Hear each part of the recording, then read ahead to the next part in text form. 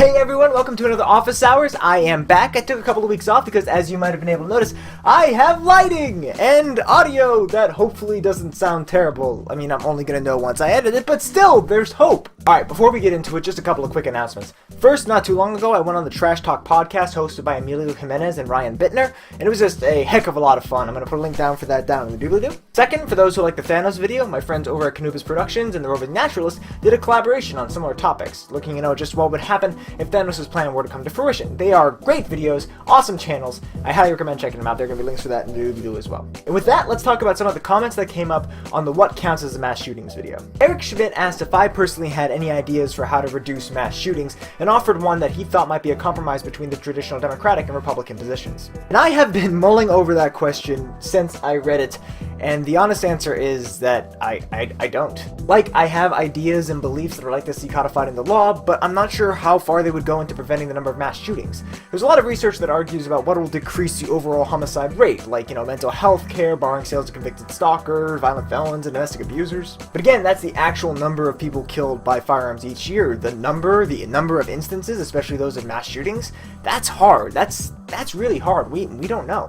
Although I will say, in my totally unscientific perspective, that I agree with Philip DeFranco about not publicizing the people who commit these assaults. Actually, one of my favorite songs by Disturbed touches on this topic. It's called Legions of Monsters, and I recommend that to any of my fellow metalheads out there. But yeah, stop making evil people famous. And maybe improve upon the communication between law enforcement agencies? I don't know. I honestly wish I did. Dorian Sapiens asked if I thought the repeal of the Dickey Amendment would lead to a definition of mass shootings that is taken up by all or at least most of those who are studying it. For those who don't know, the Dickey Amendment was a budget rider initially passed in 1996 that forbade the CDC from using its funds to, quote, advocate or promote gun control. For a long time, since many studies have shown a correlation between gun availability and gun deaths, whether that's, homicide, suicide, or accident, it arguably made it difficult for the CDC to research gun violence. Not impossible though, as the Obama administration directed the CDC to research gun violence, which it was able to do, but only by directing it through other programs tangentially related to gun violence, like youth violence and suicide. The amendment is still in place, but now has been legally clarified as of 2018 that it does allow the CDC to conduct gun violence research. So it's not like it's repealed, but the quasi-formal sanctions that had been stifling research has been officially lifted. Anyways, back to the question.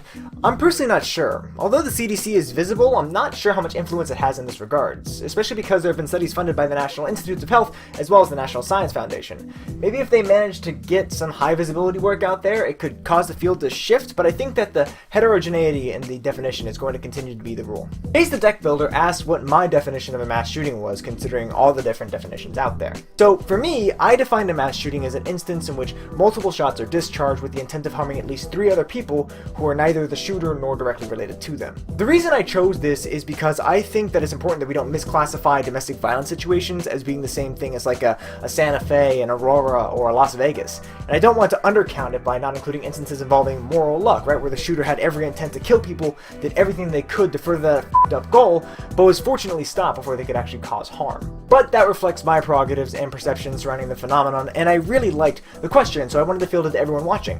What's your definition? Why do you like it? What sorts of phenomena are going to be included or excluded, and why do you feel that that priority should be given precedent?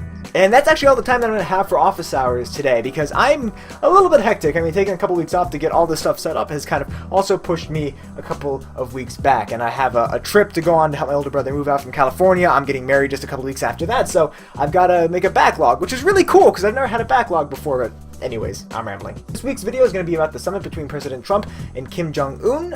Next week is going to be about Fortnite, so I hope you guys are looking forward to those. Sources for all the things that I mentioned will be down in the doobly-doo as always, as well as links to the Facebook, Twitter, and the blog. Look forward to seeing you guys out there as well. If you enjoyed this video, I hope you consider giving it a thumbs up. If you want to support the channel, you can do so by commenting down below, either here or on other videos that pique your interest, by sharing those videos, and by subscribing to the channel and stay in the loop for more awesome social science content is uploaded. If you want to be guaranteed to be in the loop when I upload a new video, be sure to click the bell icon as well. As always, thank you guys so much for watching. I'll see you next time.